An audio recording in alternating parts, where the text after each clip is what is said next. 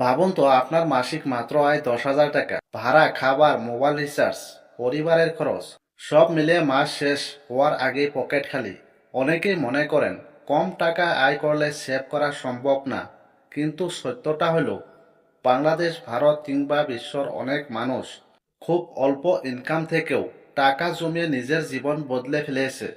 আজকের এই ভিডিওতে আমি আপনাকে দেখাবো মাসে 10,000 টাকা আয় হলে কিভাবে সেভ করবেন, কোন ভুলগুলো করলে কখনো টাকা জমবে না, কিভাবে ধীরে ধীরে ইমার্জেন্সি ফান্ড তৈরি করবেন, আর ছোট ইনকাম থেকেও কিভাবে ভবিষ্যতে বড় ফাইন্যান্সিয়াল ফ্রিডম পাওয়া যায়। ভিডিওটি শেষ পর্যন্ত দেখুন, কারণ শেষে আমি এমন একটি সেভিং ফর্মুলা বলবো যেটা গরিব মানুষকেও ধীরে ধীরে ধনী বানাতে পারে। কেন সেভিং করা জরুরি? অনেকেই বলেন, ভাই 10,000 টাকা আবার সেভিং কি? কিন্তু সমস্যাটা ইনকামের না, সমস্যাটা হলো মানি ম্যানেজমেন্টের। কারণ অনেক মানুষ 1 লাখ টাকা আয় করেও মাস শেষে ফাঁকা হয়ে যায়, আবার কেউ 10,000 টাকা আয় করেও প্রতি মাসে টাকা জমায়। ডিফারেন্স কোথায়? ডিফারেন্স হলো ফাইন্যান্সিয়াল ডিসিপ্লিন। যদি আজ আপনি সেভিং শুরু না করেন, তাহলে হঠাৎ অসুস্থ হলে সমস্যা, চাকরি চলে গেলে সমস্যা, পরিবারের জরুরি প্রয়োজন হলে সমস্যা, ভবিষ্যৎ সম্পূর্ণ অনিশ্চিত। তাই সেভিং শুধু টাকা জমানো না, সেভিং মানে নিরাপত্তা। টাকা কিভাবে সেভ করবেন, এটাই সবচেয়ে বড় ভুল। বেশিরভাগ মানুষ কি করে, প্রথমে খরচ করে, তারপর যা বাঁচে সেটা সেভ করে। কিন্তু বাস্তবতা হলো মাস শেষে কিছুই বাঁচে না। তাই রুল হলো সেভ ফার্স্ট স্পেন্ড লেটার, অর্থাৎ ইনকাম আসার সাথে সাথে আগে সেভিং আলাদা করেন। ধরুন আপনার আয় 10,000 টাকা, তাহলে শুরুতে মাত্র 500 টাকা আলাদা রাখুন। শুনতে কম লাগছে, কিন্তু এই ছোট অ্যামাউন্টই ভবিষ্যতে বড় হবে। 3 নম্বর হয়েছে 50-30 রুল। কি? অনেক ফাইন্যান্সিয়াল এক্সপার্ট একটি জনপ্রিয় রুল ব্যবহার করেন। এটার নাম হয়েছে 50-30-20 রুল। এর মানে হয়েছে 50% প্রয়োজনীয় খরচ, 30% ব্যক্তিগত ইচ্ছা, 20% সেভিং। কিন্তু 10,000 টাকা ইনকাম, 20% সেভিং কঠিন হতে পারে। 5%, 10% বা 15% দিয়ে। সবচেয়ে গুরুত্বপূর্ণ হলো কনসিস্টেন্সি। 4 নম্বর হচ্ছে বাজেট নির্ধারণ করা। মাসিক বাজেট বানান। যারা বাজেট করে না, তারা টাকা কোথায় যায় তারা নিজেরাও জানে না। তাই প্রথম কাজ, একটা খাতা নিন, তারপরে লিখুন কোথায় কত টাকা খরচ হচ্ছে।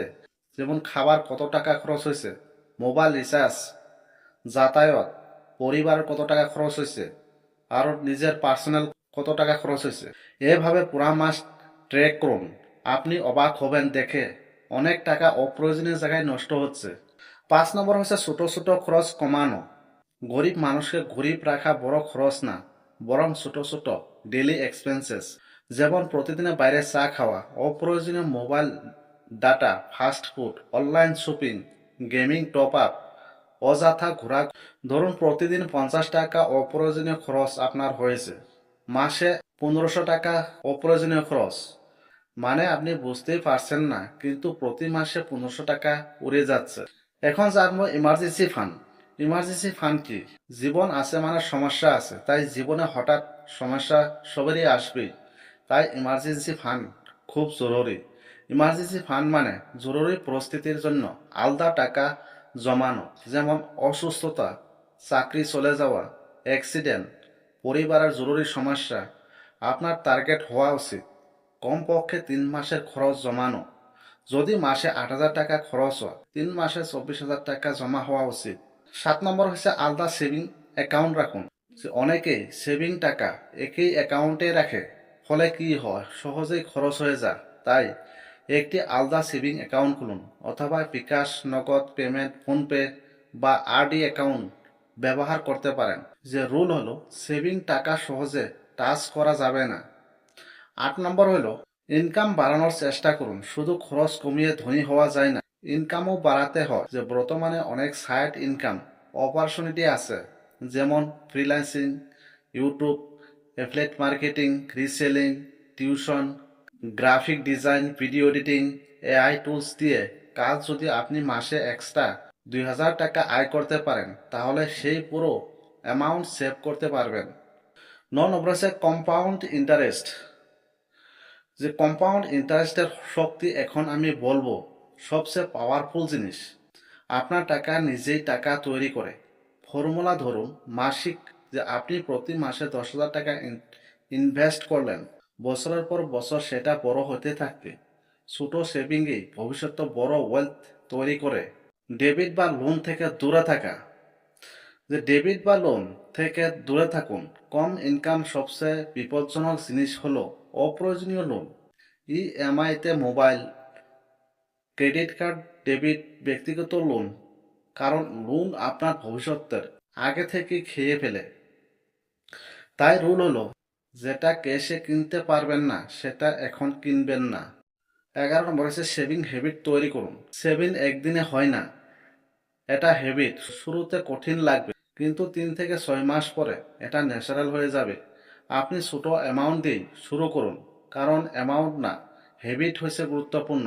রিয়েল লাইফ এক্সাম্পল, ধরুন একজন ছাত্র বা চাকুরিজীবী, মাসিক আয় 10,000 টাকা। সে ঠিক করলো প্রতি মাসে 1,000 টাকা সেভ করবে।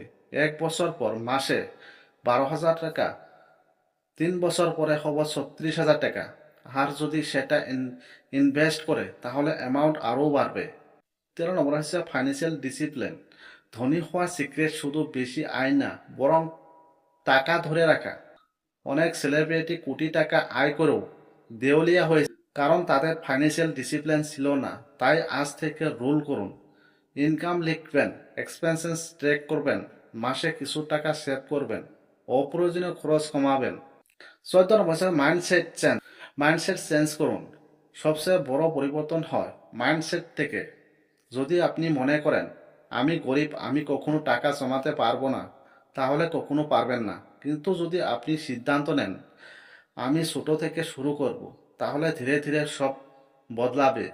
আজকের ভিডিও থেকে আমরা শিখলাম কম ইনকাম হলেও সেভিং সম্ভব, বাজেট করা জরুরি, ছোট খরচ কমানো দরকার, ইমার্জেন্সি ফান্ড তৈরি করতে হবে। কম্পাউন্ড ইন্টারেস্ট ভবিষ্যৎ বদলে দিতে পারে। মনে রাখবেন, ধনী মানুষ বেশি টাকা আয় করে বলে ধনী না, বরং তারা টাকা ধরে রাখতে জানে বলে ধনী। ভিডিওটি ভালো লাগলে অবশ্যই লাইক করুন, শেয়ার করুন এবং চ্যানেলটি সাবস্ক্রাইব করুন। আর কমেন্ট করে জানান আপনি মাসে কত টাকা সেভ করতে চান। ধন্যবাদ।